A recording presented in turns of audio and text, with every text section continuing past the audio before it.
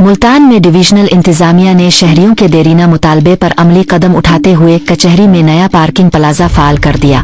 Commissioner Aamir करीम खां की हिदायत पर वकला और शहरियों के लिए जदीद सहूलतों से आरास्ता पार्किंग प्लाजा बाकायदा तौर पर फंक्शनल कर दिया गया।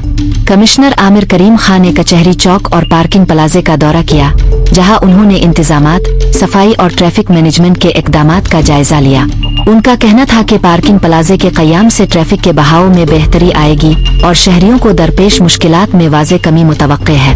कमिश्नर ने शहरियों से अपील की कि वो ट्रैफिक कवानीन की पासदारी करे ताकि शहर में नज़्म व ज़ब्त कायम रखा जा सके। उन्होंने डिस्ट्रिक्ट बार के मुस्बत किरदार को सराहते हुए कहा कि इंतजामिया और वकला का बाहमी ताउन शहरी सहूलतों में बेहतरी के लिए निहायत अहम है। दौरे के मौका पर CPO Multan Sadiq Dogar, deputy commissioner Waseem Hamid Sindhu और सदर डिस्ट्रिक्ट बार जावेद अली डोगर भी मौजूद थे।